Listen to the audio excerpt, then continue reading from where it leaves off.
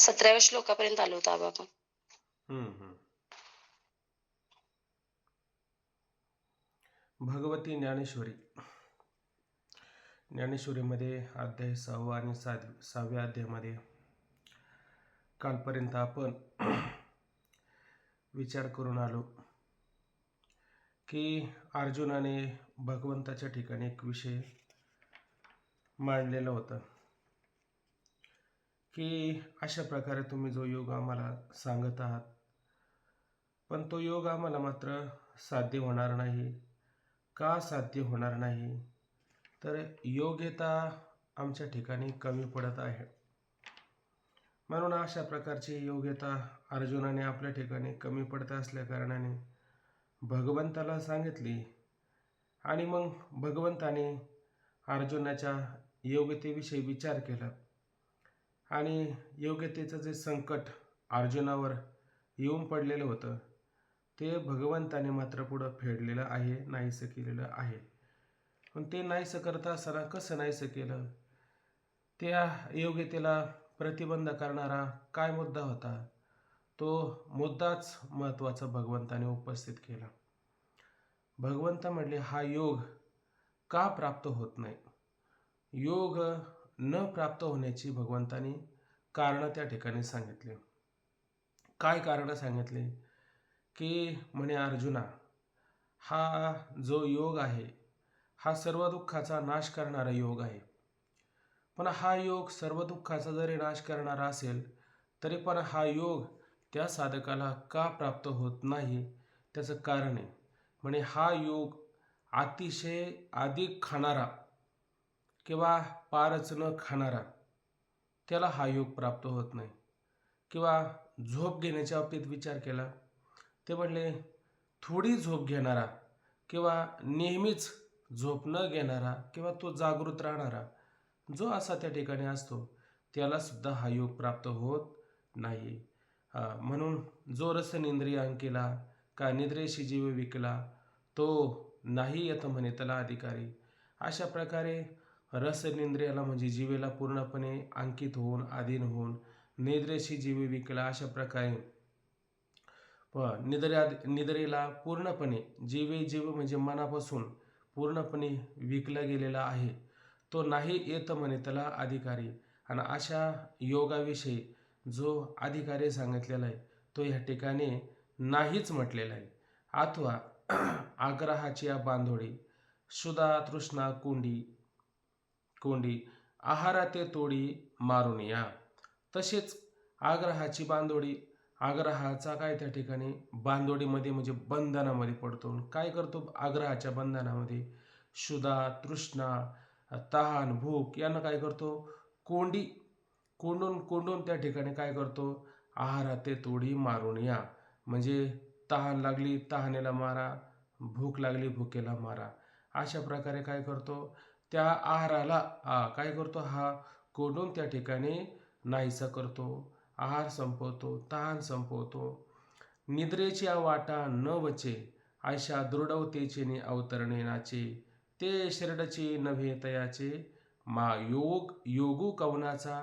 माऊली म्हणतात निद्रेच्या वाटा न वचे, जो झोपेच्या वाटेला कधी जातच नाही म्हणजे झोप अगदी नकोच म्हणतो आणि मग त्या झोपेवर विजय मिळवतो आणि झोपेवर विजय मिळवल्याच्या नंतर ऐसा दृढवतेचे असा झोपेवर विजय मिळून अगदी दृढ झाल्याच्या अवतरणे शब्दाचा अर्थ घ्यायचा पूर्णत्वाने. म्हणजे आता त्याला कोणत्याच झोप हा विषय त्याच्या जीवनामध्ये राहिलेला नसतो. म्हणजे तो आता झोपतच नाही. म्हणजेच मी झोपेवरती काय विजय मिळवला आणि त्या विजयाच्या भरात नाचे शब्दाने काय साऱ्याला सांगत राहतो आता मला झोप येत नाही. म्हणून अशा प्रकारे झोप, आता ही शरीराला झोप म्हणजे काय? आपण झोपेला अमृत असं म्हटलं जातो. म्हणजे अशा प्रकारे त्या शरीराला झोपच देत नाही. म्हणजे शरीर आता तो कोणाचं करतो? त्याचं जे शरीर असेल, जसं आपलं घर असतं त्या घराला झाडणं, सारवणं, त्याची निगा राखणं आपलं आहे म्हणून ह्या सगळ्या गोष्टी करतो का नाही?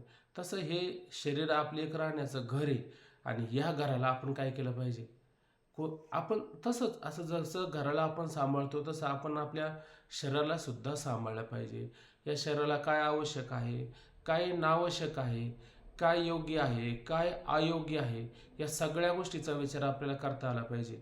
तसं या शरीराला झोपही त्या ठिकाणी फार महत्त्वाची असते आणि झोप अगदी त्या ठिकाणी शरीराला देत नाही किंवा झोपेच्या वाटेला जातच नाही. त्या झोपेवर विजय मिळवतो आणि त्या झोपेच्या विजयाच्या भरामध्ये नाचू लागतो. मग ते शरीर त्याचं राहिलं का? आता त्याचं ते शरीर राहिलंच नाही. मग आता ते शरीर त्याचं राहिलं नाही. भगवंताने शरीर दिलं कशाला? तुम्हाला त्या शरीराच्या माध्यमातून अशा प्रकारचा योगधारणेचा योग प्राप्त करून तुम्ही परमात्म्याची प्राप्ती करून घ्या.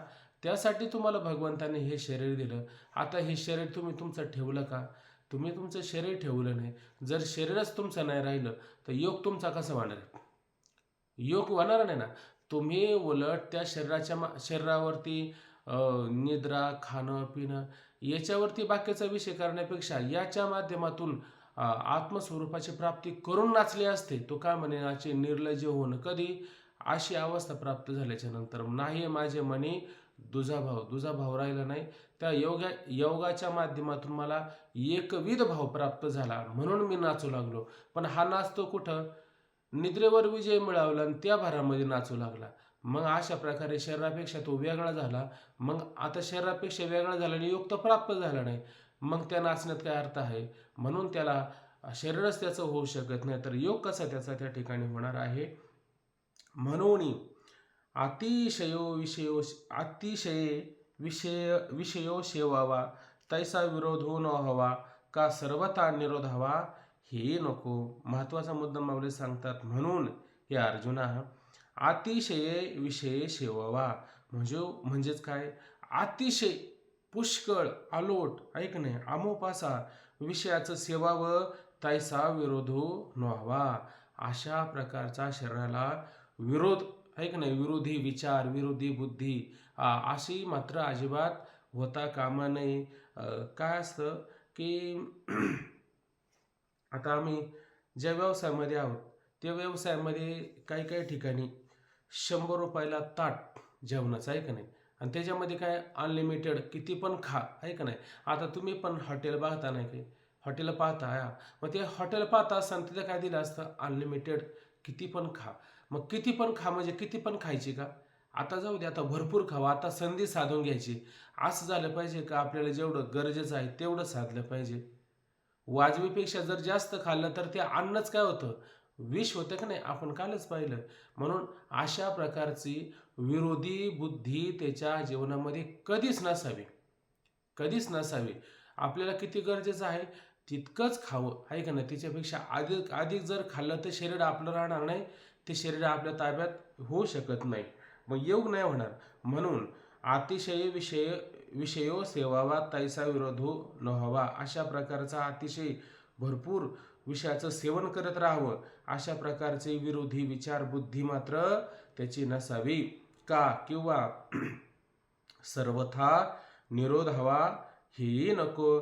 आणि सर्वार्थाने मिळो नाही तर नाही मिळो, मिळालं तरी त्याचा विरोध करायचा आणि नाही मिळालं तरी विरोधच करायचा, असं सुद्धा नको. म्हणजे जास्त मिळालं तरी पण विरोध नसावा आणि नाही मिळालं तरी विरोध नसावा, असं मात्र नाही. त्या शरीराला जितकं गरजेचं आहे, जितकं युक्त आहे, तितकं त्या शरीराला देण्याचं काम आपण करावंच, हे माऊली सांगतात. कारण ते जर आपल्या ताब्यात राहिलं तर सारं आपल्या ताब्यात. जसं म्हणतो की नाही आपण, शिर सलामत तो पगडी 50. डोकं असेल तर आहे की नाही सगळ्या 50 पगड्या घालता येईल, पण डोकं नसेल तर मग तशा पद्धतीनं हे शरीर जर टिकलं तर सारं आपलं, आणि शरीरच जर आपलं नसेल तर काहीच आपलं त्या ठिकाणी नाही, असा त्याचा अर्थ होऊ शकतो.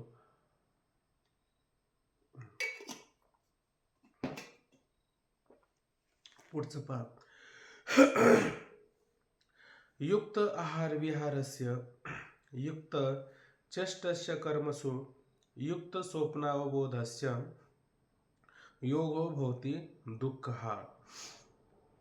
निजणे, जागणे, खाणे, फिरणे आणि कार्यही मोजून करतो त्यास योग हा दुःख नाशन. माऊली म्हणतात काय? निजणे, जागणे. आता त्याचं जे झोपणं त्या ठिकाणी आहे, ते झोपणं कसं आहे त्या ठिकाणी, तो अधिक झोपतो का? अधिक झोपत नाही. वेळ झाली का बरोबर ब्रह्ममुहूर्तावर उठत असतो, आहे का नाही? म्हणजे न सांगता बाकीचं काय असू द्या, पण तो वेळेत उठतो, वेळेत झोपतो. त्याचं झोपणं पण वेळेत आहे आणि उठणं सुद्धा त्या ठिकाणी काय आहे, वेळेत आहे. म्हणजे इथं निजणे, जागणे, झोपणं आणि जागं होणं. अजून काय? खाणे, फिरणे, आहार, विहार. त्याचं खाणं कसं आहे? युक्तच खाणे. तो त्याच्यापेक्षा जास्त मात्र खात नाही. जितकं गरजेचं आहे. घाटामध्ये पाणी किती ओतावं? जितकं घाटामध्ये त्या ठिकाणी जागा आहे, तितकंच पाणी ओतावं. त्याच्यापेक्षा अधिक पाणी ओतलं तर काय होतं? ते पाणी नष्ट होतं, वाहिलं जातं. तसं त्याचं खाणं किती असतं? खाणंसुद्धा तितकंच असतं. आणि विहार म्हणजे फिरणं किती असतं? हे गाव ते गाव, हे गाव ते गाव, भिकाऱ्याला 40 गाव, असं आहे का? असं नाही. मग त्याचं जितकं गरजेचं आहे तितकंच फिरावं माणसाने. नाही तर याच्या दारात जा, त्याच्या दारात जा, इथं चर्चा कर, तिकडं चर्चा कर, असं जर करत बसले, मग अहो आता मला सांगा, चर्चा कोणाला गोड लागत नाही, आपली मत सांगायला कोणाला आवडत नाही. असं जर तुम्ही करत राहिले तर काय होऊ शकतं? तर मात्र तुम्हाला हा योग प्राप्त होऊ शकत नाही. म्हणून फिरणं, उलट त्या तत्वानुसंधानामध्ये तर किती बारीक विचार केला आपण. त्या जीवनमुक्त पुरुषाचं वर्णन केलं का नाही, त्याला नपुंसक असं म्हटलं गेलं. नपुंसक, किती बारीक विचार आला बघा ना त्याच्यामध्ये. त्याला पांगळा असं म्हटलं गेलं, नपुंसक असं म्हटलं गेलं, त्याला आंधळा असं म्हटलं गेलं, त्याला बैर असं म्हटलं गेलं. ही सारी लक्षणं कुठं? जीवनमुक्त पुरुषाकडं. ते नपुंसक म्हणजे काय म्हणे, त्याचं वय किती? वय झालं असून फार अगदी 100. पण मग 100 वय असो, नाही तर त्याचं 50 असो, नाही तर 25 असो, किंवा एकदम तारुण्याच्या भारामध्ये आलेला असो, असं जरी असला तर लहान मुलाला, ऐक नाही, कोण्याही स्त्रीकडे पाहिल्याच्या नंतर कामना जशी उत्पन्न होत नाही, तसं याला कोणत्याच प्रकारची कामना उत्पन्न होत नाही. अशा प्रकारे त्याला नपुंसक असं म्हटलं. त्याला आंधळा का म्हटलं? त्याला आंधळा म्हणजे त्याला काय आंधळा असतो का तो? आंधळा नसतो तो. त्याला उलट स्वर्गातला काय विषय चाललाय, मुंगीच्या मनातला काय मनोगत आहे, आहे का नाही? किंवा त्याला दूरपर्यंत पाहण्याची चांगली दृष्टी आलेली, एवढं सारं त्याला आहे. पण आंधळा का? त्याची नजर कुठपर्यंत जाते? किती हात? 16 हात सांगलेलं आपल्याला. 16 हातापर्यंतच त्याला दिसतं. त्याच्यापेक्षा जास्त दिसतं का? नाही दिसत. आणि तेवढं जर दिसलं नाही तर मग समोरून काही वस्तू, गाड्या वगैरे आल्या तर धडकून पडायची वेळ येईल ना. म्हणून तेवढंच त्याला दिसतं, तिच्यापेक्षा जास्त मात्र दिसत नाही. हे त्याचं वर्णन करून सांगितलं. पांगळा सांगितलं, पांगळा, ऐक नाही. पांगळा म्हणजे काय? त्याला जर काही बाकीच्या शरीराचा विधी असेल तर तेवढ्या पुरतच तो फिरू शकतो. पांगळा मनुष्य किती फिरतो? तितकाच फिरतो. त्याच्यापेक्षा जास्त फिरतो का? त्याच्यापेक्षा त्याला जास्त फिरता येत नाही, म्हणून त्याला पांगळा असं म्हटलं जातं.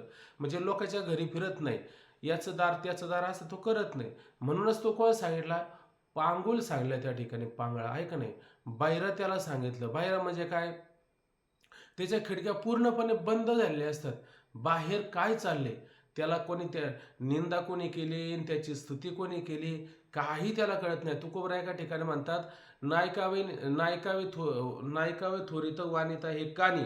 ऐका नाही, म्हणजे कोणी माझी थोरी आणि वर्णन जर त्या ठिकाणी केलं तरी मला ऐकायला येत नाही. का ऐकायला येत नाही त्या ठिकाणी? तर म्हणले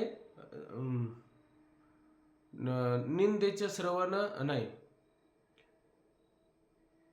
नायकावे निंदा स्तुती माझ्या कानी आणि सादर या मनी होऊन या, आहे का नाही? नायकावी निंदा स्तुती माझ्या कानी, सादर या मनी होऊन या. भगवंताच्या चिंतनामध्ये आपण तयार असलं पाहिजे.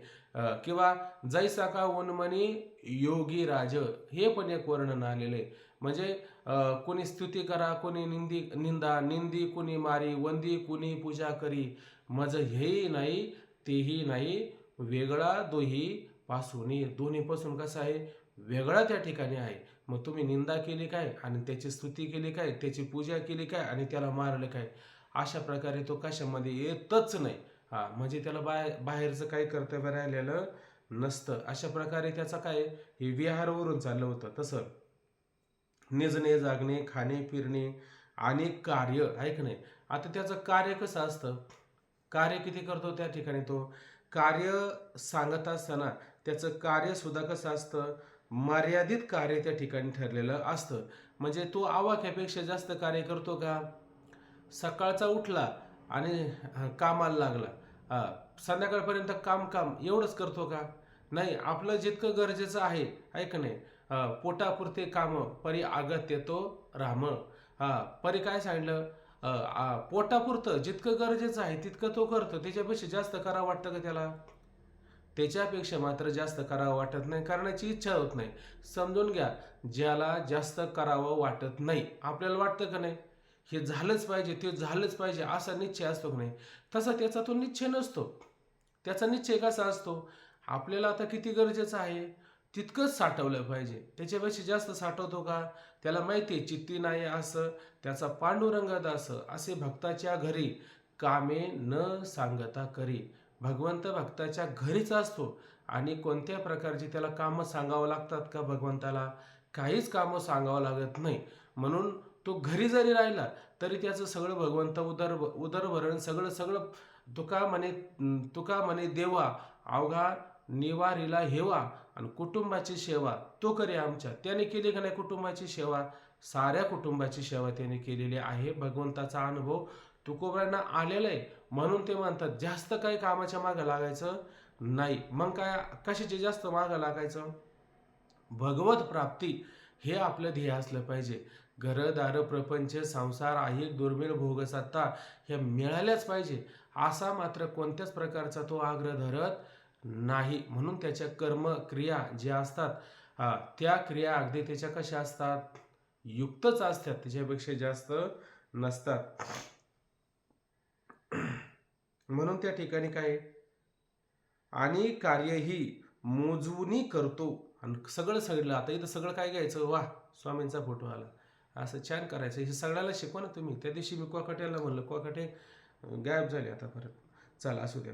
मोजणी करतो, आणि ह्या सगळ्या गोष्टी आपण काय करतो? मोजन करतो. जो असं मोजन करतो त्यास योग, त्यालाच हा योग, हा दुःख नाशन, हा दुःखाचा नाश करणारा योग त्याला प्राप्त होतो. आता घ्या महत्वाचा मुद्दा. आता मग आपण आपल्या जीवनामध्ये काय करावं, कसं करावं? ह्या सगळ्या गोष्टी जसं इथं वर्णन आलेलं आहे अगदी त्याप्रमाणे जरी केलं तरी आपल्याला हा योग प्राप्त होऊ शकतो. योग प्राप्त म्हणजे कसा? आता तुम्ही ती साधना नाही केली आणि एवढं जर केलं तरी योग प्राप्त होते. तुमच्या लक्षात येतं ना? आता तुम्हाला ती साधना करायची का? मूलाधार तीन ठिकाणी बंद लावायचंय, एवढं नाही केलं तरी तुम्हाला योग प्राप्त होऊ शकतो. घ्या आता किती सोपं झालं बरं. आता बघा, इतकं सोपं करून सांगितलं. पुढे पहा, चला. आहार तरी सेविजे परे युक्तीचे ने मापे मविजे, क्रिया जात आचारिजे तयाची स्थिती. काय म्हणतात या ठिकाणी? आहार तरी सेविजे. आता त्याला आहार, जेवण, भोजन त्या ठिकाणी काय करायचंय? सेवन करायचंय. भोजन त्या ठिकाणी जेवण करायचं आहे. मग जेवण करायचं म्हणल्यावरती तो आगाशासारखं किती काही ताटामध्ये घेतो का? आताच वाढा, पंगत सुरू झाली की नाही, अहो तुम्ही 4 वेळा येण्यापेक्षा एकदाच वाढून द्या बरं मला, असं म्हणतो का? मग कसं ते 3 वेळा फिरायचं, 4 वेळा फिरवायचं पंक्तीमध्ये? काय फिरवायचं? थोडं थोडं घेतलं पाहिजे ना लोकांना, किती गरजेचं असतं, आहे का नाही? पण एखादा जर एकदम ताटामध्ये जर घेत असेल तर समजून काय घ्यायचं? हा आगाशी. याला काय आगाशी म्हणजे काय? तो आजगर पाहिला की नाही, त्याला त्याला आगाशी असं म्हटलं जातं. म्हणजे काय? आगोऱ्यासारखं एकदम गिळून टाकतो आतमध्ये, आहे का नाही? म्हणजे मग काय बाहेर ठेवतो का? बस तसंच नाव आहे त्याला, आगाशी. म्हणजे असं आगाशासारखं त्याने घेतलं पाहिजे का? असं मात्र घेतलं नाही पाहिजे. मग किती घेतलं पाहिजे? आपल्याला ताटामध्ये किती गरजेचं आहे तेवढंच त्या ताटामध्ये त्याने घेतलं पाहिजे. म्हणून माऊली या ठिकाणी सांगतात, आहार तरी सेविजे. अशा प्रकारचा आहार. आणि कोणता आहार?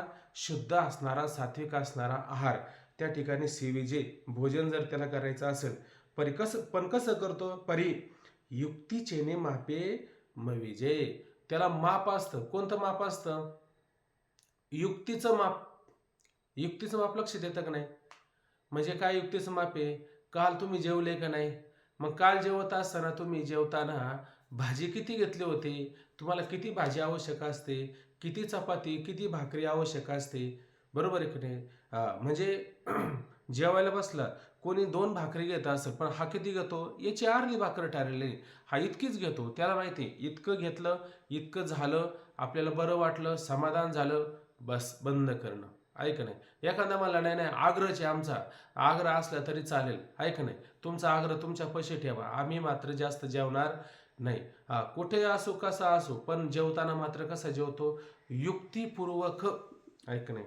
म्हणून परियुक्तीचे रे मापे मविजे, आणि त्या ठिकाणी युक्तीचं माप, आणि त्या मापाने काय करतो? मविजे अशा प्रकारे मोजून घेत असतो.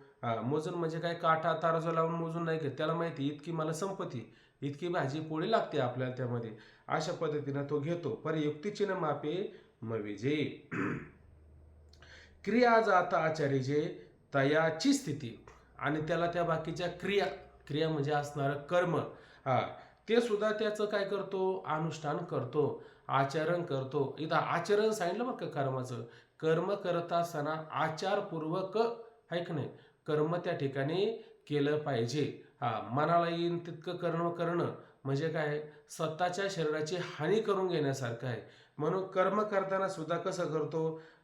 तयाची स्थिती. तयाची स्थिती म्हणजे काय? वरील स्थितीप्रमाणे. ताटामध्ये जेवण किती घेतो आपण? माऊली इथं जगायचं शिकवत होतं आपल्याला. ताटात किती घेतलं? एवढं. एवढं लागतं ना आपल्याला, याच्यापेक्षा नाही जास्त लागतं आपल्याला, एवढंच लागतं. तसं कर्म सुद्धा किती लागतं आपल्याला? कर्म सुद्धा काय? युक्तीच्याच, इथं काय दिलं? युक्तीचंच माप आहे ना. म्हणजे जेवताना जसं युक्तीचं माप आहे, तसं कर्म करताना सुद्धा काय? युक्तीचंच माप आहे. आणि जात शब्दाने शब्द काय घ्यायचा? समूह, सर्व. म्हणजे त्याची सर्व कर्म. कोणती कर्म? घरगुती कर्म असेल, बाहेरची कर्म असेल, सारी कर्म कशी असतात त्याची? अगदी सारी कर्म युक्तिपूर्वक असतात. त्याचं जेवण सुद्धा युक्तिपूर्वक असतं. साऱ्या गोष्टी कशा असतात? युक्तिपूर्वकच असतात. युक्तीचीच हातवटी त्याच्या जीवनामध्ये असते. त्या सगळ्या गोष्टी धरून तो युक्तीनंच वागत असतो. पुढे पहा. मितला बोली बोलीजे, मितल्या पावली चालेजे, निद्रेही मानो दिजे, अवसरे एके. मितला बोली बोलीजे. आता त्याचं बोलणं हे फार महत्वाचं आहे की नाही? आता खाणं कळलं आपल्याला, त्याचं कर्म कळलं आपल्याला, आता त्याचं बोलणं पण नको कळायला का? बोलणं पण कसं असतं? मितले, आहे की नाही? मितले म्हणजे काय? मोजकं बोललं पाहिजे माणसाने. काही काही लोक भरपूर बोलून जातात, आणि बोलून बोलून काय होतं? वैताग येतो माणसाला. हा का बोलत असेल बरं आपल्याशी? कशासाठी एवढा बोलत असेल? याचं काय बोलणं काही कळतही नाही आपल्याला. माणसाने बोलताना कसं बोलावं? लाखभर बोलण्यापेक्षा लाखात एक बोलावं. बरोबर आहे की नाही? म्हणून, आणि बोलण्यातून महत्वाचा मुद्दा सांगायचा आहे. काय होतं? आपण जितकं बोलू, त्या बोलण्यामध्ये आपली ऊर्जा नष्ट होत असते. लक्षात घ्या. जे साधू महात्मे मोजकं बोलतात, त्या बोलण्यामुळे काय होतं? आपली ऊर्जा साठवून ठेवतात. पण आपण अधिक बोलतो, आणि अधिक बोलल्यामुळं आपली जी ऊर्जा असते, ती ऊर्जा नाहीशी होते. आणि ऊर्जा नाहीशी झाली तर योग प्राप्त होईल का आपल्याला? आपल्याला योग प्राप्त होत नाही. म्हणून बोलत असताना कसं? मोजकं बोललं पाहिजे, पाठीवर बोललं नाही पाहिजे. लोक बोलताना विचारच करते नाही. कधी कधी बोलता बोलता एखादी गुह्य असणारी गोष्ट आपल्याला कोणालाच सांगायची नसते, पण कोणाला सांगायची नसते असा माणूस मनामध्ये पक्का विचार करतो, पण बोलण्याच्या वागामध्ये बोलून जातो बोलून, आहे का नाही? आणि मग बोलताना मग त्याला पश्चाताप होतो. हे कशावरून सिद्ध होतं? मावशी, मी फक्त तुम्हाला बोललो बरं का, मी कोणाला बोललो नाही. फक्त तुम्ही कोणाला सांगू नका. कशामुळे हे सगळं झालं? गरजे इतकं बोलला असता, फोन ठेवून दिला असता, पण अधिक बोलल्यामुळं मी तुम्हाला आता हे बोललो, आता तुम्ही कोणाला सांगू नका. मावशी म्हणणार, मी कोणालाच सांगणार नाही, आहे का नाही? पण महत्वाचा मुद्दा आलाय. आता तो काही गप राहणार आहे का? दुसऱ्याकडे जातो, तिसऱ्याकडे जातो, चौथ्याकडे जातो, आहे का नाही? आणि ज्याच्याविषयी बोलायचं नव्हतं त्याच्या कानावरती जाऊन पोचतं. आणि मग कसं काय कळालं? मग ती सारी विचार करत करत शेवटी तो उघड होतो. का उघड झाला बरं? वाजवीपेक्षा जास्त, गरजेपेक्षा जास्त बोलूच नाही माणसाने. बोलल्यामुळे हे सगळं काय झालं? अशा पद्धतीनं उघड झालं. आणि बोलण्यामध्ये काय होतं? कोणाची निंदा होती, कोणाची स्तुती होती. आता तुकोबराय असं एका ठिकाणी सांगतात, निंदक वादक नरका जाती. हे निंदक वादक कधी निर्माण होतो मनुष्य? हा, पारमार्थाला सोडून बाकीच्या गोष्टी जेव्हा बोलल्या जातात त्याला निंदा असं म्हटलं जातं. देवाविषयी सोडून बाकीचं जे बोललं जातं त्याला निंदा असं म्हटलं जातं. आणि हे निंदक वादक, निंदाचीच वादावाद करणारे नरका जाती, तुकोबराय म्हणले, हे शेवटी किती कोणी असू द्या, हे कुठं जातात? नरकालाच जात असतात. म्हणून कश काय नरकाला जातील बरं?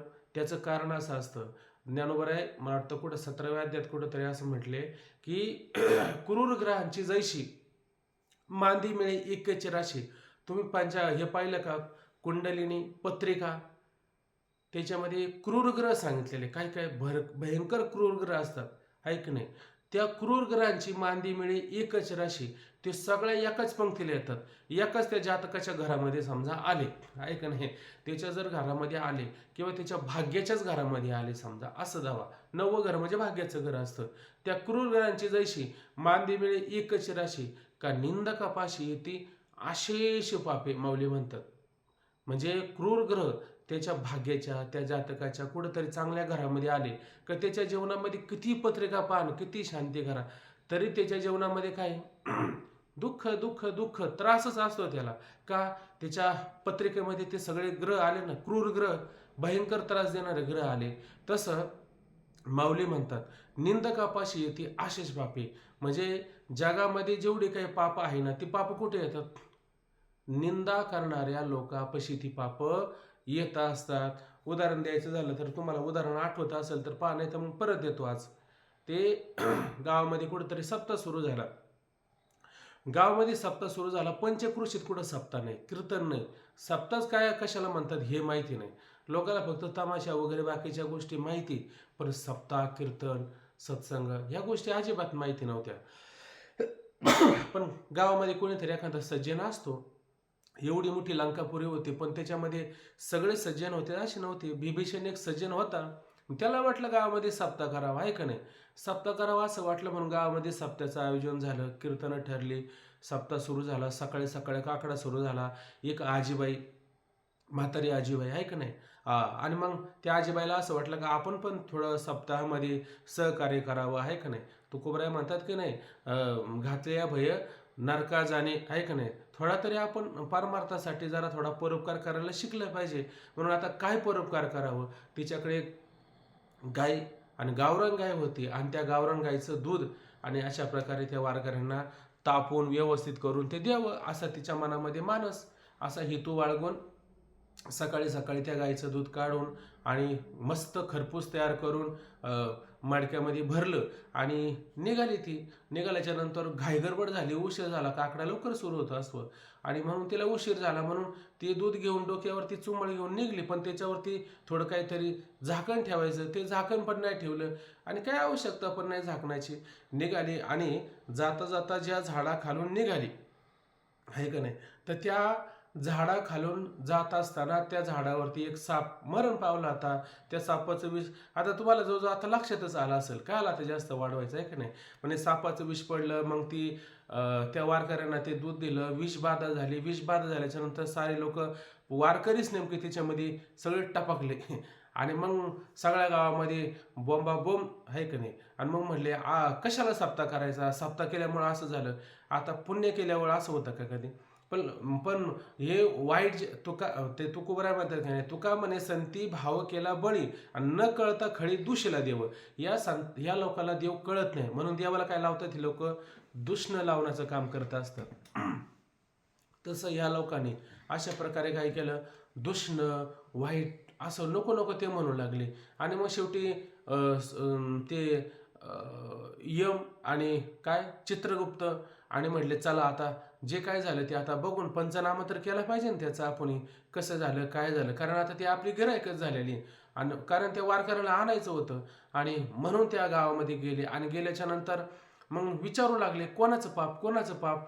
आजीला विचारलं तुझं पाप आहे म्हणे. आजी म्हणले मी परोपकार करते ना, तुकोबराने सांगितलं ना थोडा तरी उपकार, म्हणून उपकार कर, परोपकार करायला गेले. कसलं परोपकार? संतांची सेवा करणं परोपकार पण नाही, माझी सेवा होती. मग हे सेवा करणं काय पाप आहे का? म्हणले काही पाप नाही, उलट पुण्य आहे. मग म्हणले गायचं दूध, गाय म्हणले आता माझ्या दुधात काय दोष आहे का? बरं म्हणले मग हे दूध आणत असताना म्हणे सापाचं विष पडलं. सापाला विचारलं, साप म्हणला मी तर मरून पडलोय, माझा काय दोष आहे? त्या घारीनं मला मारलं. घारीला विचारलं, घार म्हणले माझं ते भक्ष्यच आहे. घार म्हणले माझं भक्ष्य आहे. मग आता हे पाप कोणाच्या माथ्यावरती द्यायचं? ते चित्रगुप्त मोठा हुशार होता. तो म्हणला, यमराज महाराज 2 मिनिटं माझं ऐकता का? म्हणले काय? या पारावर जेवढे लोक बसल्यात की नाही, पाय खाली सोडून काय करतात? निंदा करतात, आहे का नाही? मग निंदा करतात ना, मग अशा प्रकारे हे इथं कोणालाच दोष लागत नाही, पण ते निंदा करतात ना, त्याला मात्र अशा प्रकारचा काय दोष त्या ठिकाणी लागत असतो. म्हणून हे पाप कोणाच्या माथ्यावर द्यायचं? या पापाला कोणीच वाली नाही. मग ह्या पापाला वाले कोण? हे खळ प्रवृत्तीचे. तुकोबारांचा अभंगाचे बघा, असो ऐसे खळ फार आम्हा तयाचे उपकार, करती पातकाची धुनी मोल न घेता साबणी. सगळ्या पातकाला धुवून काढतात, आहे का नाही? धुवायचंच काम चालू आहे. रात्रंदिवस खलबाता कोटत राहतात, काड्या मोडत राहतात आणि धुणं धुत राहतात. यांचं धंदाचे, आहे का नाही? आणि मोल काय घेतलं का तुमचं? 1 रुपया मोल घेत नाही. पदरचा साबण लावून धुवायचं काम करतात. कोणाचं? आपलं. म्हणून तुकोबाराय म्हणतात, किंवा कुठं म्हणच येते, निंदकाचे घर असावे शेजारी. निंदकाचं घर हे आपल्या शेजारी एक का होईना असावं. का बरं? आपल्या पातकाची दोन्ही करण्याकरता. आणि लोक जर आपली निंदा करत असेल तर त्याचे आपल्यावरती उपकार आहे असं समजून घ्या. म्हणून शेवटी त्या चरणात अभंगातच शेवटी म्हटलं, मले ते पापी लोक काय करतात की आम्हाला या भवसागरातून पार करून आपण मात्र नरकाला जातात. ते चरण जर शेवटी पाहिलं का त्याच्यामध्ये कळतं. म्हणून अशा प्रकारे आपण काय करू नये? कोणाची निंदा करू नये. म्हणजे निंदा काय होती? वाजवीपेक्षा अधिक बोलूच नाही. वाजवीपेक्षा अधिक बोलूच नाही. काय होतं, कधी कधी बोलता बोलता एखादा मुद्दा जर आपल्या अंगाशी येत असलं, मन हे फार चपळ आहे, फार चतुर आहे, ते मन काय करतं? त्याचाच दोष दाखवायचा प्रयत्न करतो. आपला मात्र कोणत्या प्रकारचा दोष नाही. जरी दोष घडला तरी हे मन इतकं हुशार त्या ठिकाणी असतं. म्हणून अशा प्रकारे कितीतरी आपण आपली निंदा करून अवनती करत असतो. म्हणून बोलायचं जर झालं तर किती बोललं पाहिजे?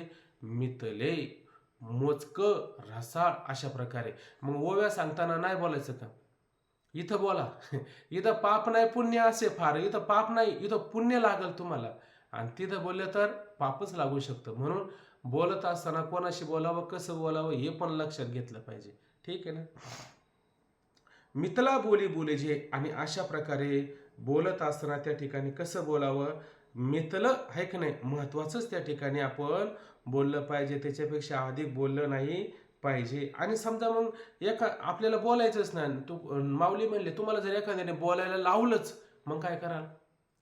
जरी कोणी घरी पुसणे, तुम्हाला नाही बोलायचं, पण एखाद्याने पुसलं, विचारलं तुम्हाला, तरी व्हावे ऐसे बोलणे. व्हावे कशी व्हावे बोलणे? कसं बोललं पाहिजे त्या ठिकाणी? साच आणि मावाळ, मितले आणि रसाळ, शब्द जैसे कल्लोळ अमृताचे, निंदक जो परोपकारी. हा बघा आलं, निंदक जो काय वर्ण त्याची. गेला आता 1 मिनिट, थांबत नाही जास्त. इथं निंदक जो परोपकारी, काय वर्ण त्याची थोरी, जो रचका होणे भला परी, सरव गुन्हे आघळा. हे बघा, हे पण तेच प्रमाणे कोणाचे छान प्रमाण दिलं, निंदकाचं वर्णन करून सांगितलं. म्हणून आता मला काय सांगायचं होतं? जरी कोणी घरी पुसणे तरी व्हावे ऐसे बोलणे. तरी असं बोलणं असलं पाहिजे. कसं बोलणं असलं पाहिजे? तैसे साच आणि मावळ, मितले आणि रसाळ, शब्द जैसे कल्लोळ अमृताचे. त्याचं शब्द कसं असलं पाहिजे? कल्लोळ, समुद्रावरती लाटा तरंग येतात की नाही, ते तरंग जसं काय अमृताचेच तरंग, अमृताचा समुद्र, आणि तरंग कसे अमृताचेच असावे. तसं याचं बोलणं कसं असावं? साच आणि मावाळ, मितले आणि रसाळ, शब्द जैसे, शब्द कसे अमृताचे, कल्लोळ त्या ठिकाणी असावं. असं प्रकारे बोलावं. जरी कोणी घरी पुसणे तरी व्हावे ऐसे बोलणे. ना तरी, नाहीतर काय? आवर्तने निगमुका नाम, ही खुणगाठच बांधून ठेवायची. नाहीतर काय करायचं? निगम म्हणजे वेदाचं चिंतन करत राहायचं. वेदाचं चिंतन म्हणजे ज्ञानेश्वरीचं चिंतन. ज्ञानेश्वरी म्हणजे काय? वेद उपनिषदच याच्यामध्ये भरलेले आहेत. म्हणून या वेदाचं त्या ठिकाणी चिंतन करावं. आणि आता म्हणजे आम्हाला वेदाचं चिंतन काय करता येत नाही, मग नामस्मरण करू शकत नाही का? मग अशा प्रकारे तुम्ही नाईवेदाचं चिंतन करता आलं तर अशा प्रकारे तुम्ही नामस्मरण त्या ठिकाणी करू शकता. हे दोनच गोष्टी करायच्या. कोणत्या? एकतर वेदाचं ज्ञानेश्वरीचं चिंतन करायचं, नाहीतर नामस्मरण करायचं. हरी बोला हरी बोला, नाहीतरी आबोला. वाया गलबला करू नका, आहे की नाही? किंवा त्याच्यामध्ये असं आलं बघा, मंडुकी वटवट तैसे गा. कोणाला आठवतं का? मंडुकी वटवट बेडूक, आणि त्याचं कसं आहे, डराव डराव डराव डराव, आहे का नाही? ही वटवट करूच नाही. बोलायचं झालं तर हरी बोला, नाहीतरी आबोला. अशा पद्धतीनं आपण काय केलं पाहिजे, लक्षात घेतलं पाहिजे. म्हणून मितला बोली बोलेजे, अशा प्रकारे मोजकच त्याने त्या ठिकाणी बोलणं बोलावं. मितल्या पावली चालीजे, आणि चालत असताना किती चालावं हे पण फार त्या ठिकाणी काय आहे, महत्वाचं असतं. मग चालताना सुद्धा किती चाललं पाहिजे? मितला. आता वारीला लोक निघतात की नाही, वारीला लोक जात असताना परिक्रमेला पण पाहिलं का नाही, अहो काही काही लोक 50-50 किलोमीटर चालतात. तुम्ही कशाला आले? उक्त घेतलं का? पंढरपूरला जायचं उक्त घेतलेलं आहे का? परिक्रमा करायची उक्त घेतलेलं आहे का? हा, उक्त घेतला असेल तर मग आपण होतो नाही, आता आपल्या आपल्या अंगाशी आलेले, आपण अंगावर घेतलेले आपल्याला पूर्णच केलं पाहिजे, असं आहे का? उलट ह्या सगळ्या गोष्टी हळूहळू ढाळे ढाळे सावकाश सावकाश आनंद घेत गेलं पाहिजे ना. आता वारी पण पाहिले का नाही आपण, त्या वारीला लोक काय 3 वाजताच उठतात हो. कधी कधी रात्रीचं झोपायचं 12 वाजता, सकाळचं उठायचं 3 वाजता. नुसतं पळ पळ, हे त्याच्या पुढं ते त्याच्या पुढं, का पळतात काय माहिती. असं जर तुम्ही जर करू लागले तर चालेल का? आता हे झालं वारीचं परिक्रमेचं. तसं आपलं घरी सुद्धा चाललं म्हणजे काय, याच्याकडे जा त्याच्याकडे जा त्याच्याकडे जा, हे नुसतं दिवसभर चालतच राहतो. असं जर चालत राहिला तर त्याला हे साध्य होईल का? चालत नाही राहायचं. मग जितकं गरजेचं आहे तितकं माणसाने चालावं. चालून झाल्याच्या नंतर बस थांबावं, आणि आपण आपल्या ह्या पद्धतीचं काय करावं, चिंतन त्या ठिकाणी करावं. मग मितल्या पावले चालीचे, अशा मोजक्याच पावल्याने त्या ठिकाणी तो चाललं पाहिजे. निद्रेही मानू दीजे अवसरे एके, आणि आपली निद्रा आपली झोप, या झोपेला कधीतरी महत्त्व दिलं पाहिजे ना. एक अवसरे, अवसर म्हणजे कधी? वेळेला. कोणत्या वेळेला? दुपारचंच, सकाळचंच, असं का? नाही. मग कधी कधी थकतो ना आपण. आता काय काय वयोवृद्ध झाली, थकवा कधी कधी येतो. मग अशा वेळेला काय करायचं? जर समजा कधी कधी आपल्याला फार कंटाळवणे झाला होत असेल, कधी कधी आळस येत असेल, फार जेवण झालं असेल, 2-5 मिनटं वामकुक्षी, माहिती आहे ना तुम्हाला? वामकुक्षी आहे का नाही? असं डाव्या बाजूने थोडं थोडं पडावं माणसाने, थोडंफार असणं फार गरजेचं आहे. पण जास्त मात्र झोपू नये. रात्रीचं सुद्धा वेळ झाली का वेळेत झोपावं, वेळ सकाळचं ब्रह्ममुहूर्तावरती उठावं. बाकीच्या सगळ्या गोष्टी मोबाईल वगैरे ह्या सगळ्या बाजूला ठेवून दिल्या पाहिजे. ह्या जर अशा आडव्या जर कायमच असं घेऊन बसलं, ते मोबाईल म्हणजे एक नवल आहे, चमत्कार आहे. असा समोर जर आला ना, हे काय, हे झालं का पुढं, ते झालं का पुढं, लोटत राहील सारखा. त्या बोटाला आणि त्या डोळ्याला छंदच लागलेला असतो. तो मोबाईल काही केला, आपण म्हणलं अरे द्या ठेवून, नाही जरा थोडं राहिलं म्हणल्यापेक्षा उलट हे फार भयंकर आहे. म्हणून झोप होत नाही. म्हणून हे चांगले, मोबाईल चांगला पण आहे आणि मोबाईल खराब पण आहे का नाही? चाकू चांगला का वाईट असं जर कोणी म्हटलं तर काय सांगायचं? चाकू चांगला का वाईट असं जर कोणी म्हटलं तर काय सांगायचं? चाकू चांगला पण नाही आणि वाईट पण नाही. चाकूचा वापर कोण करतोय त्यावरून चाकू चांगला का वाईट हे ठरत असतं. तसं मोबाईल चांगला का वाईट, मोबाईलचा वापर कोण करते त्या मोबाईल. कधी कधी त्या मोबाईल जर एखाद्याचा घेतला ना, त्याच्यात जर ओपन केलं यूट्यूब ना, त्या यूट्यूबला काय येतं याच्यावरून समजून घ्यायचं का तो काय पाहतो. ते खोटं नाही बोलत, ते मोबाईल खोटं नाही बोलत, ते लगेच दाखवतो आपल्याला. हे लगेच असे व्हिडिओ त्याची यायला सुरुवात करतात, आहे का नाही? म्हणून आणि तो आणतो बाकीच्या गोष्टीचा, किती पण मोबाईल खोटा बोलणार नाही. तो मोबाईल लगेच दाखवतो सगळं, आहे का नाही?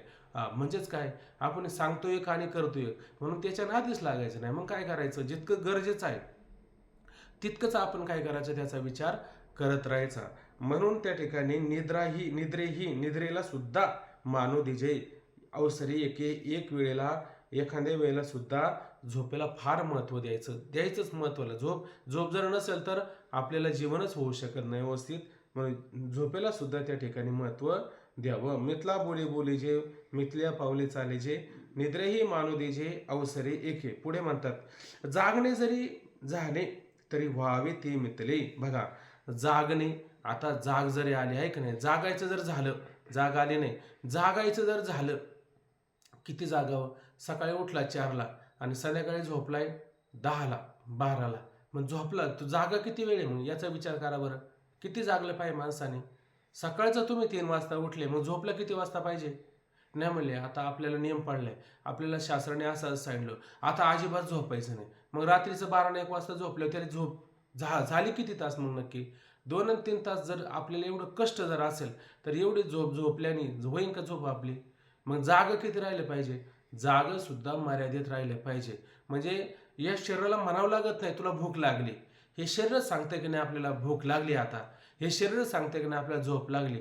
मग झोप लागल्याच्या नंतर ती बळच आपण अशी कंट्रोल करायची का? हा, नको त्यावेळेला झोप लागत असेल तर मग मात्र चुकीचं आहे, मग मात्र चुकीचं आहे. पण मग मात्र आपल्याला वेळेत झोप लागत असेल तर त्या वेळेला आपण काय केलं पाहिजे? झोपलं पाहिजे. आणि ज्या वेळेला आपल्याला जागायचंय, जागं राहणं गरजेचं आहे, त्यावेळेस आपण काय जागं राहिलं पाहिजे. आता सकाळचा ब्रह्ममुहूर्त आहे का नाही, मग ह्या काळामध्ये मग त्या वाकडी घेऊन झोपून घेतलं पाहिजे का आता? का उठून बसलं पाहिजे?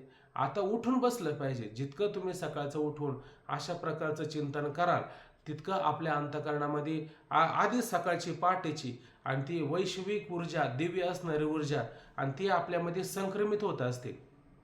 पण आपण तसं राहिलं पाहिजे, इथून संक्रमित होत असते ना. हे कसं आहे, हे शरीर म्हणजे एक प्रकारचं मंदिरच आहे. आणि जसं त्या मंदिराला कळश आहे ना, तसं हे सुद्धा काय एक प्रकारचं कळसासारखंच आहे. आणि याच्यातून आपल्याला ती ऊर्जा काय संक्रमित होत असते. तो म्हणे योग धारणेच्या माध्यमातून, असं काही नाही, तुम्हाला ह्या माध्यमातून सुद्धा ती ऊर्जा संक्रमित होऊ शकते. मग कधी जागलं पाहिजे, कधी झोपलं पाहिजे, ह्या सगळ्या गोष्टी सुद्धा परिमित असल्या पाहिजे. म्हणून जागणे जरी झाले आणि जागायचं जरी झाले तरी व्हावे ते मिथले. आणि ते सुद्धा काय आहे, आता झोपणं जसं मोजकं आहे तसं जागणं सुद्धा कसं असलं पाहिजे? मोजकंच असलं पाहिजे. मोजूनच त्याचं त्या ठिकाणी असलं पाहिजे. येतुलीने धातू साम्य संचले असेल सहजे. आणि एवढ्याने काय होईल? म्हणजे तुमचं जागणं व्यवस्थित झालं, झोपणं सुद्धा व्यवस्थित झालं, म्हणजे मग तुमच्या शरीरामध्ये काय धातू, धातू म्हणजे काय? कफ, वात आणि पित्त हे काय होतं तुमचं? संचले, संतुलित, अगदी स्वाभाविकपणे संचले असेल सहजे. सहजे म्हणजे स्वाभाविक, संचले म्हणजे त्या ठिकाणी व्यवस्थित राहू शकतात. काय? हे असणारे त्रिवद धातू, कफ, वात आणि पित्त. आता आपण म्हणतो ना, झोपच झाली नाही. मग झोप झाली नाही म्हणून काय होतं त्याला? फार पित्त झालं. पित्त कशामुळे झालं?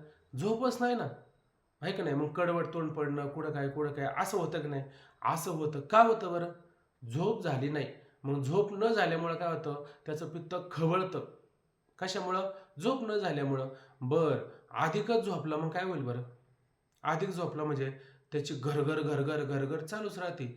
ज्या लोकाला अधिक घरघर असते की नाही, आता माझ्या हरक्याकडे पहा जरा कधी कधी. आता आमचं सगळं उलटं पालटं, बाहेर गेलं का काम, म्हणजे ज्या वेळेला झोपायचंय त्या वेळेला जागायचंय, आणि ज्या वेळेला जागायचंय त्या वेळेला झोपायचं असतं. सगळं उलटं पालटी कामं असतात. मग काय होतं? कफ होतो, कफ. कफ, वात, पित्त हे सांगितलं की नाही. जास्त जागृती झाली, जास्त जागरण झालं तर पित्त खवळतं. आणि अगदी त्या ठिकाणी जास्त झोप झाली तर काय होतं मग? कफ वाढतो, घरघर घरघर घरघर त्याची चालूच असते. कशामुळं? जास्त झोपल्यामुळं, आहे का नाही? आणि जास्त फिराफिर झाली, मग जास्त फिराफिर झाली, जास्त खाणं पिणं उलटं पालटं जर झालं तर काय होतं? वात, थंडीच्या दिवशी हे खाऊ नये, ते खाऊ नये, असं काही पण खात असतो. थंडीच्या दिवशी फिरतो, हे करतो, ते करतो, त्यामुळं काय होतं? अशा प्रकारे त्याला वात होत असतात. अनेक प्रकारचे वात, संधिवात, अमुकवात, तमुकवात, सारे अनेक प्रकारचे वात आहे. त्या वाताबद्दल सांगायचं नाही. पण माऊली काय म्हणले? इथं काय शब्द आलेले? धातू साम्य. म्हणजे इथं काय? कफ, वात, पित्त यांची समस्थिती त्या ठिकाणी काय सहजे म्हणजे स्वाभाविकपणे राहते. कधी समस्थिती राहील बरं ह्या त्रिवद धातूंची? अधिक इथं काय दिलं? जागणे जरी झाले तरी व्हावे ती मिथले. म्हणजे जागणं जर झालं ते सुद्धा मिथलं मोजकं असावं, झोपणं जरी झालं ते सुद्धा मिथलं मोजकंच त्या ठिकाणी असावं. असं जर झालं तर कफ, वात, पित्त धातू साम्य सहजे, संचले सहजे, म्हणजे अशा प्रकारे ते स्वाभाविकपणे सारखे त्या ठिकाणी राहतील. पुढे पहा, ऐशे युक्तीचेने हाते जे इंद्रिया ओपिजे भाते ते संतोषाशी वाढते मनची करे. ऐशी युक्तीचेने हाते. आता या ठिकाणी काय युक्तीचा हात सांगितलाय. आता इथं हात शब्दाने काय घ्यायचं बरं? हात शब्दाने त्या स्वयंपाक करताय की नाही, आणि स्वयंपाक करताना त्या स्त्रियांचा काय असतो, स्वयंपाक करण्यामध्ये हात आहे का नाही. हात म्हणजे काय, नुसतं हाताचा मळ, नुसती हातवटी असते. त्याने स्वयंपाकामध्ये ना एखादी भाजी जर करायची झाली, त्यांच्याकडे काय मसाले सारखे आपल्यासारखे ते किती घालतात असं नाही, मोजकच त्यांना माहिती आहे एवढं एवढं घातलं का बरोबर जमतं. म्हणजे काय, त्यांना युक्ती असते कशाची, स्वयंपाक करण्याची. एवढं एवढं घातलं का बरोबर होतंय. घरात काय नसलं तरी मस्तपैकी जेवण करतात. म्हणजे काय, त्यांना त्याची हातवटी आहे ना. हातवटी म्हणजे काय, हात चलाकी असते त्यांची, आहे का नाही. तशी कशी का चलाकी असते, ते सगळं घालताना युक्तिपूर्वक घालतात. एवढं एवढं घातलं का व्यवस्थित होतं. आपलं काय, आपण कितीतरी मसाला घालतो पण चव कशाला मात्र येत नाही. पण त्यांच्याकडे काही नसलं तरी असे काय युक्तिपूर्वक त्यांचे काय असते, हातवटी असते. तसं या ठिकाणी जागणं, खाणं, पिणं, झोपणं, आहार विहार याचे काय असले पाहिजे, आपल्याला हातवटी असले पाहिजे. या हातवटीनं सारी कामं करायची. म्हणून आयशे युक्तीचेने हाती, अशा प्रकारे युक्तीच्या हाती म्हणजे हातवटी करून टाकलं तरी सोपं होईल. जी इंद्रिया ओपिजे भाते. आणि अशा प्रकारे जे इंद्रिया म्हणजे आपले सर्व इंद्रिय आहे, त्या इंद्रियांना ओपिजे भाते. ओपिजे म्हणजे काय, विषय त्या ठिकाणी दिले जातात. इंद्रियांना कसे विषय दिले जातात, युक्तिपूर्वक हातवटीनं अशा प्रकारे इंद्रियांना हे सारे विषय दिले जातात. बर, मग ते संतोषाशी वाढवी मनची करे. आणि मग त्याने काय होतं बरं, जे म्हणजे जेव्हा अशा प्रकारे इंद्रियांना आपल्या युक्तिपूर्वक हातवटीनं हे सारे विषय दिले जातात, तेव्हा काय होतं, संतोषाशी वाढते मनाची करे. अशा प्रकारे ते मनच ह्या संतोषाला काय करतं, वाढवतं. म्हणजे हे खायचं घ्यायचं प्यायचं हे सगळं कोणाच्या हातात आहे, हे मनरूपीच हातवटी. लक्षात घ्या, आहे का नाही. ही हातवटी कोणती, ही मनरूपीच हातवटी. आणि या मनरूपी हातवटीने अशा प्रकारे त्या इंद्रियांना आणि परिमित नियमित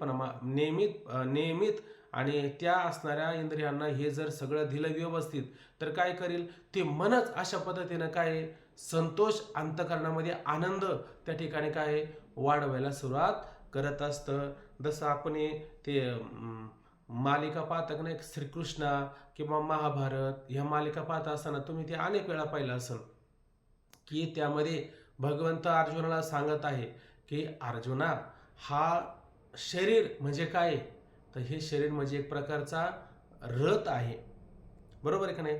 हा शरीर काय एक प्रकारचा रथ आहे. आणि त्या रथाला किती घोडे जोडलेत, 5 घोडे जोडल्यात. कोणकोणते 5 घोडे जोडल्यात रथाला बरं, सांगा बरं. रथाला 5 घोडे कोणते जोडल्यात, शरीर रूपी रथ आहे. आणि याला घोडे किती जोडल्यात, या रथाला ओढण्याकरता घोडे किती आहेत, 5 घोडे, आहे का नाही. मग 5 घोडे कोणते, पंच ज्ञानेंद्रिय हेच त्या ठिकाणी काय त्याचे 5 असणारे त्या ठिकाणी घोडे आहेत. आणि ह्या सर्व घोड्यांना नियंत्रणामध्ये ठेवण्याकरता कोणता लगाम आहे, लगाम कोणता आहे, लगाम मन हे त्याचं काय, हा मन या ठिकाणी काय लगाम आहे. मन या ठिकाणी लगाम आहे. आणि त्या लगाम कोणाच्या हातामध्ये, लगाम त्याचा सारथी कोण आहे, सारथी लगाम धरणारा सारथी कोण आहे, घोड्याचा लगाम धरणारा सारथी मनाच्या हातात इंद्रिय सगळे. मन तर ते मन हा लगाम आहे ना, मन हा लगाम आहे. म्हणजे तो सारथी बसलाय का नाही, त्याच्या हातातून काय आहे, तो लगाम, ती दोरी आणि घोड्यांना बांधलेली असते, आहे का नाही. मग हे दोरीच लगाम झाला ना, मनरूपी हा लगाम झाला. पण हा लगाम कोणाच्या हातामध्ये, त्याच्यावर आता भगवंत बसले का नाही रथावरती, मग भगवंत रथावरती बसले, मग भगवंताच्या हातामध्ये लगाम, लगाम हेच कोण आहे? मन आहे. पण हा लगाम कोणाच्या हातामध्ये? बुद्धीच्या आ बुद्धीच्या हा बुद्धिरूपी सारथी, आणि त्या बुद्धिरूपी सारथीच्या हातामध्ये हा लगाम आहे. म्हणजे काय करायचंय? बुद्धीनं निश्चय करायचंय, हे द्यायचं का द्यायचं नाही, आहे का नाही? बुद्धी म्हणले देऊन टाका. मग दिलं, मग चांगलं असेल तर व्यवस्थित होईल, आणि वाईट असेल तर मग व्यवस्थित होणार नाही. म्हणजे बुद्धिरूपी सारथी आहे, आणि तिच्या हातामध्ये काय आहे? हा लगाम आहे. बरं, बुद्धिरूपी सारथी, सारथीचं काम काय असतं? हे सगळे घोडे चालवायचे, आहे का नाही? तिकडे जर हिरवा चारा दिसला तर घोड्याने इकडे वाढवा, कारण हिरवा चारा भांबाई पशु, विषयानं ते दिसू लागलं का विषय काय होतं? इंद्रिय काय करतात? लगेच तिकडे वाढायला सुरुवात करतात. मग बुद्धीने काय करायचं? लगाम ओढून धरायचा. म्हणजे काय होईल? म्हणजे हे घोडे तिकडे जाणार नाही. हे काय बुद्धीचं असणारं काम त्या ठिकाणी आहे. मग आता त्या असणाऱ्या रथावर कोण आरूढ झालेला आहे? त्याच्यातला स्वार कोण आहे? सांगा बरं आता. त्यातला स्वार कोण आहे? त्या रथावर स्वार कोण झालेला आहे आता? हा, आवाज नाही आला. अर्जुन.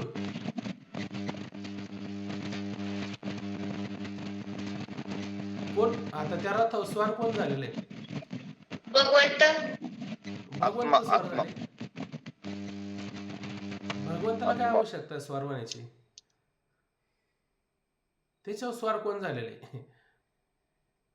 जसं ते अर्जुनाचं भगवंताचं पाहिलं की नाही, तसं ह्या रथावर आता आपल्याकडे बघा ना, आपला रथ आहे, ह्या रथावर स्वार कोण झालेले?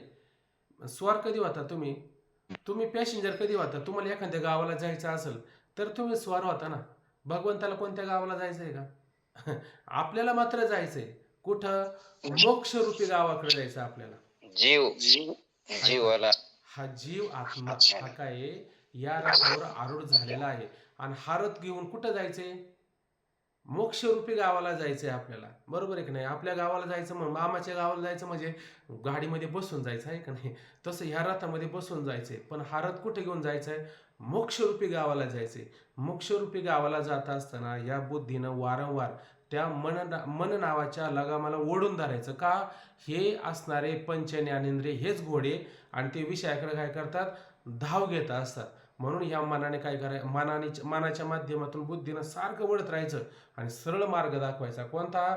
जो भगवत प्राप्ती करून देणारा मार्ग आहे. अशा प्रकारे हा जीव आत्मा मुळात परब्रह्म स्वरूपच आहे, पण या परब्रह्म स्वरूप असणाऱ्या आत्म्याला त्या परमात्म्याची प्राप्ती होत नाही. जवळी आहे परी भेटेना, आविट गे माई विटेना, पावली म्हणतात. जवळच आहे पण जाताच येत नाही. म्हणून एवढा हा प्रवास आपल्याला अशा प्रकारे करावा लागतो. आणि अशा प्रकारे जर अशा प्रकारे हे मनरूपी लगाम आणि आपल्या इंद्रियांना जर व्यवस्थित जर घेऊन चालला, तर हे मनच अशा प्रकारे अंतःकरणामध्ये संतोषाला, आनंदाला वाढवणार नाही का? अशा प्रकारे हे मनच आपल्या अंतःकरणामध्ये अशा प्रकारे आनंद वाढवत असतं, हे सांगायचे याच्यामध्ये. म्हणून तै संतोषाची वाढते मनाची करे. अशा प्रकारे हे मनच त्या अशा आनंदाला त्या ठिकाणी आपोआप वाढायला सुरुवात होते. होऊ शकतं ना आपला रथ, आता सगळ्यांचा रथ असा इकडे चालला तिकडे चालला, काहींचा रथ आता किती काळापासून मागच राहिला, आपला रथ मात्र पुढं चालू लागला. मला सांगा, आपल्याला आनंद नाही व्हायचा का? आपला रथ व्यवस्थित चालला, आणि बाकीचेच रथ, काही काही रथाची चाकच पडली, काही काही दरीतच कोसळून गेल्यात, काही काही परत वर आलीच नाही, आहे का नाही? आणि आपला रथ मात्र आता व्यवस्थित चाललाय, म्हणजे आपल्याला आनंद नाही व्हायचा का? आपोआप आनंद होऊ शकतो. असा आंतरिक विचार करून पहा तुम्ही. म्हणून ते संतोषाशी वाढते मनची खरी. अशा प्रकारे हे मनच संतोषाला वाढवणारं होऊ शकतं. पुढचा वाचा श्लोक. येऊ श्लोक पाहू आपण आणि थांबून घेऊ.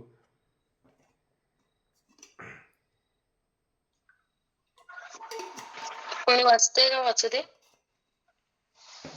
वाचा, कोणी वाचा.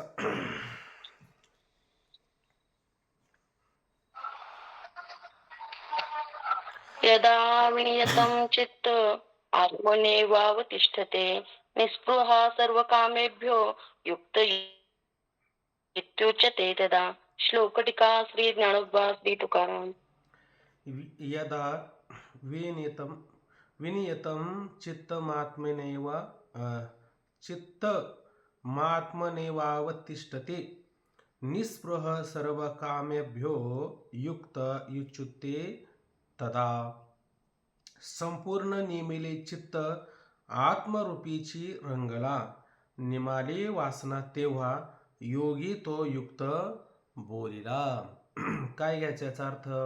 संपूर्ण निमिले चित्त, याने आता आपलं संपूर्ण जे चित्त आहे, आपलं मन आहे, आपलं अंतःकरण आहे, काय केलं त्याने? नियमिलं, त्याचं नियमन केलं, त्याचं युक्ती केली आणि काय केलं? आत्मची रंगेला. आणि त्याने चित्त कुठं लावलं?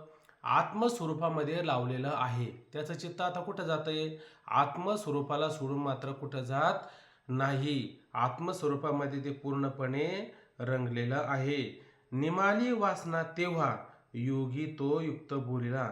आणि मग आता समजून काय घ्यायचं आपण?